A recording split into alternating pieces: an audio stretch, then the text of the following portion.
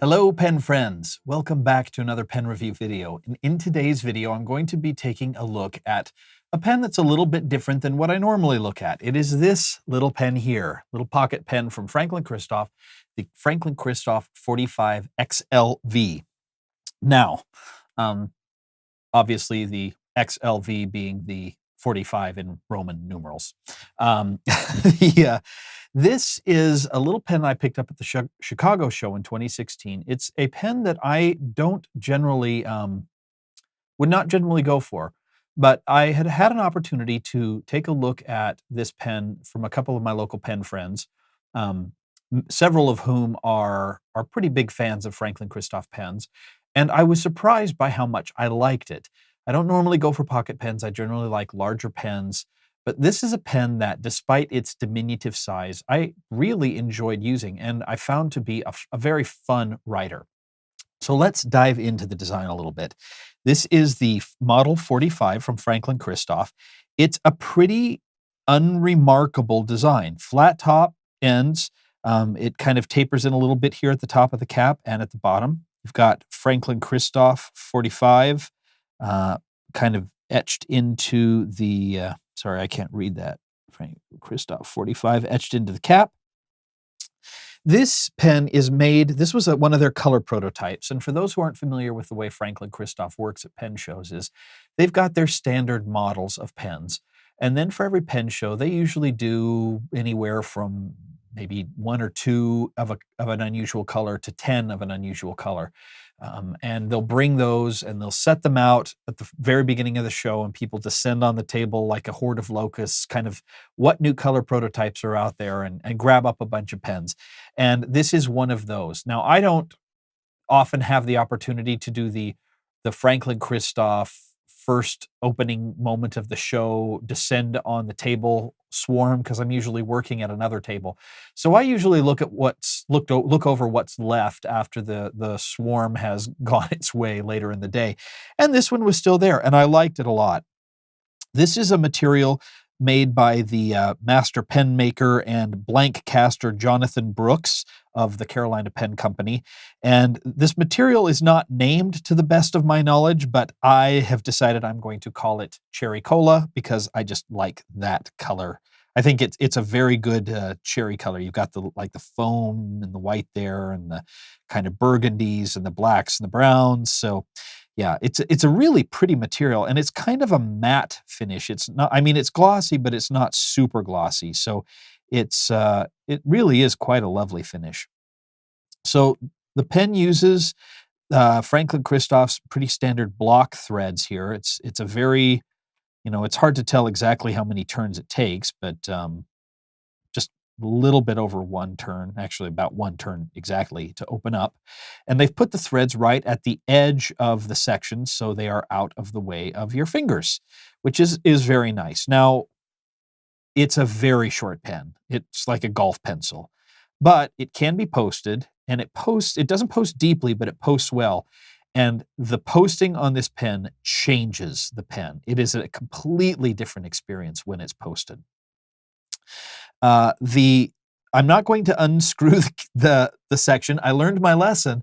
This pen is eyedroppered, so it cannot accept standard international converters unless you get the mini converters, which I'm not a big fan of.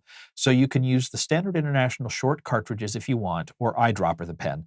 I've eyedroppered this now a few times and haven't had any issues with it burping or leaking or any of that kind of stuff. So this is one pen that I will probably eyedropper, and you can get a decent amount of ink in this pen. I'd say probably 3 milliliters or so, which would make this a very good kind of pocket pen, workhorse pocket pen, because you can carry it around with you. I haven't had any problems with leaking. It's got a big ink capacity, and it's very comfortable in the hand, very comfortable to write with. It's quite light as well. It's only 13 grams capped and full of ink, so that's really quite nice.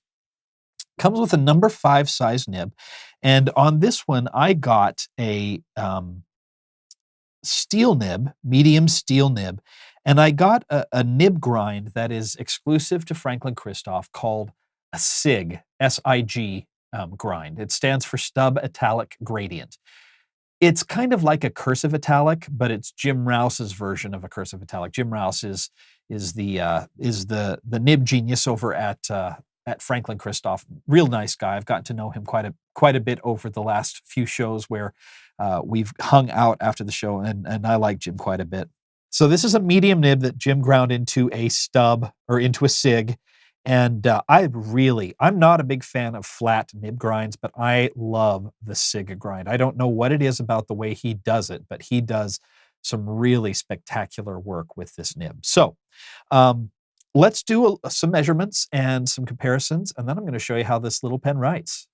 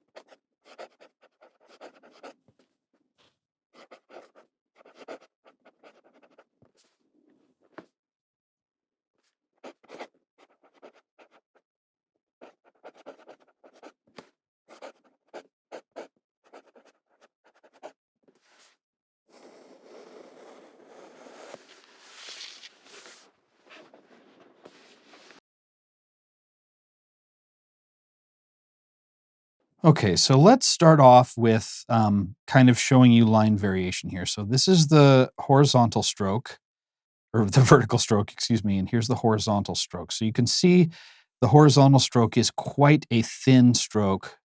The vertical stroke is wider. It's not a huge line variation, but it is there. It's really quite a smooth gradient around the edges. So you're still going to get some decent line variation. It's not like a broad, but it's nice and smooth. Now, it's not the wettest ink flow in the world. It's kind of dry. Part of that is the Franklin-Christoph ink. I find Franklin-Christoph's ink to have a sort of, oh, I don't know, kind of almost a chalky feel to it. It tends to be a very dry ink for me in most of the pens that I tried, and it doesn't feel super lubricated.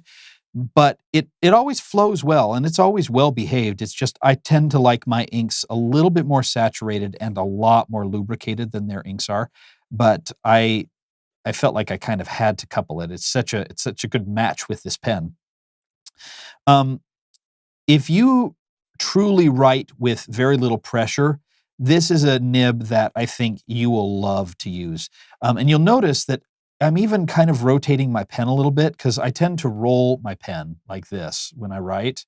Um, and so if you rotate it a little bit, it still works. It's not that really strict, crisp italic that some Nibmeisters or manufacturers will give you, where if it's a little bit off, it's just not going to write. It'll still write. It's a very forgiving flat grind on the nib. Um, yeah, I like it quite a bit. It's not a very stiff, or it's a very stiff nib. It's a number 5 nib and it's steel, so don't expect line variation out of it. And I've got no complaints. Oh, got to do the reverse writing. Scratchy. Ooh, I can't handle. No, no. Ooh. No, this is not one I would use as a reverse. I mean, I don't use any of them as reverse writers, but no, I would need to take some micro mesh to that before I could use it upside down. Um, yeah. So this is a pen that I kind of like in spite of itself. It's so comfortable to use, despite it being a pocket pen, that when it's posted, you forget that it is a pocket pen. This feels like a full-size pen. The grip is a little bit narrower, but because there's not a huge step down between the barrel and the section, you can move up really easily. The threads are down here at the bottom, so they're out of the way almost all the time for me. It's really quite a comfortable, well-balanced, really neat compact pen. Has become one of their most popular options in the last couple of years, and it's easy to see why. There's nothing huge and flashy about it. The design is not like super innovative or out of this world, but all the pieces just kind of click for me. This is a pen that I bought with my own funds. It's a pen that I like. I've used and continue to use since I got it a little under a year ago.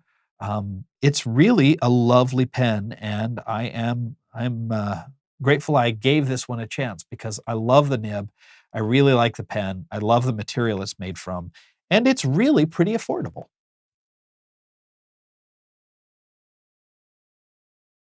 So the Franklin-Christoph 45 lists for $115.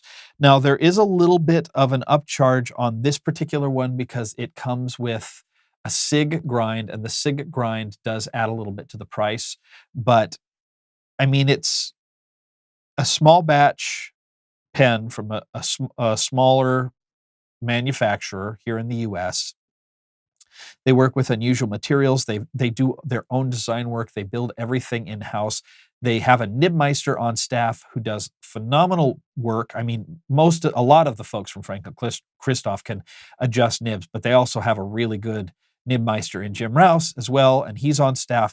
So they like their pens to go out in excellent writing shape. Visconti, you could learn a lesson from them. Uh, and they've got a wonderful customer service program. So if you ever have any problems, they can replace parts. They might have to charge you a little bit for it, depending on it, but their pens are rock solid, beautifully constructed, made from really neat materials. And if you can get a hold of these color prototypes, you can get something that is kind of a one-off. It's very interesting. I find that the Franklin-Christoph fans in the fountain pen community have gotten into this kind of Pokemon gotta catch 'em all kind of mode where they may have 15 Model 45s, but they see this color and they want to get the color. They want to get a rainbow of them or that sort of thing. So, no, looks like Luke the dog hears someone outside. So he's barking away. In any case, $115 for this little pen. Very well made, excellent writer. Hopefully, you have enjoyed this episode, this review of the pen habit. If you have experience with the Model 45 or some of Franklin-Christoph's unique colorways that they bring out as color prototypes, feel free to share what you've got down in the comment section below. If you liked the video, click thumbs up. If you didn't like the video, click thumbs down twice to make sure we really got it. Wink. Don't forget to head over to penhabit.com to check out the additional photos and the Inky Fingers notebook line over there. So thank you so much for watching, and we will see you here soon for another pen review video. Bye.